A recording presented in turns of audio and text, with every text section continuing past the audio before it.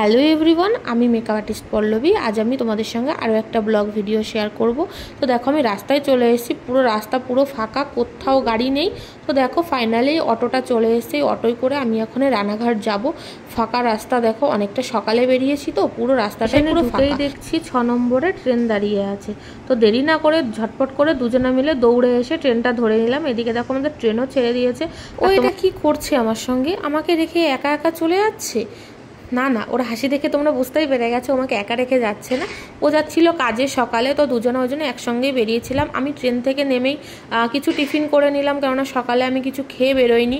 আর রাস্তায় দেখো এতটাই গরম, খেতে খেতে আমি পুরো ঘেমে গেছি। এখানে আমি ওলার জন্য ওয়েট করছিলাম। তো আজ আমি গেছিলাম ওলা বাইকে, মানে বাইক বলতে স্কুটিতে গেছি। আমি কেন জানি না আমার সঙ্গেই এমন হয় নাকি সবার সঙ্গে এমন হয়, সবাই একটু বলো তো।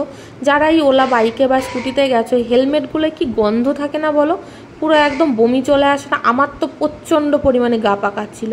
তো দেখো আমি এয়ারপোর্টে চলে এসেছি। এবার এখান থেকে নেমে আমার যেতে হবে ভেতরে। গাড়ি থেকে নেমে গেছি, এবার আমি ভেতরে যাব। তো যারা ফার্স্ট টাইম এয়ারপোর্টে আসছো বা ফ্লাইটে যাচ্ছ, তাদেরকে আমি একটা কথা বলতে চাই, তোমরা যখন ভেতরে যাবে, গেটের ভেতরে যখন যাবে, তখন তোমাদের বোর্ডিং পাস, মানে ফোনে যে বোর্ডিং পাসটা থাকবে সেটা দেখাতে হবে। আর তোমাদের আধার কার্ড, মানে যে কোনো আইডি প্রুফ তোমাদের দেখাতে হবে। তো দেখো আমি বোর্ডিং পাস ভেতরে ঢুকে নিয়ে নিয়েছি। তো আমি অনেকটা আগেই চলে এসেছিলাম ভেতরে, তো ওই জন্য কিছু ভিডিও ক্লিপ নিয়ে নিলাম। তো এর আগেও আমি যতবার ফ্লাইটে গেছি সেই ভিডিওগুলো আমি তোমাদের সঙ্গে শেয়ার করতে পারিনি, কেননা আমার আগের ফোনটা খারাপ হয়ে গেছে, যার জন্য আমার সব ভিডিও ওখানে থেকে গেছে। তো আমি ওখানে নিচে চলে এসেছি, আমার ছিল ওখানে বসেছিলাম, কেননা এখনও গেট ওপেন হয়নি।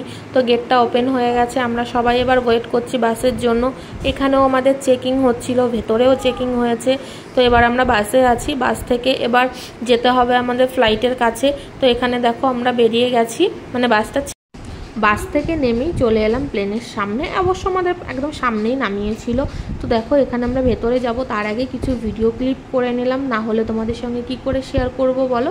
তো দেখো ভেতরে ঢুকতেই একটা জলের বোতল আমাদের দিয়ে দিয়েছে। আর এখানে আমার লাগছে ভয়, কেননা অনেকদিন পরে যাচ্ছি তো, আর একা একা ছিলাম, আর আমার শরীরটাও খুব খারাপ ছিল। অনেকটা সকালে উঠেছি, তোমরা সবাই জানো আমার শরীরটা অনেকটাই খারাপ। তো দেখো দেখতে দেখতে আমাদের ছেড়ে দিয়েছে প্লেন। দেখো ঝম করে উপরে চলে আসলাম। এখান থেকে দেখো সব ঘরবাড়ি কত ছোট দেখা যাচ্ছে না, জানি না কতটা তোমাদের বোঝাতে পারছি। তো দেখো এখান থেকে সত্যি ভিউটা সত্যি খুব সুন্দর আসছিল, আমার তো খুব মজা লাগছিল।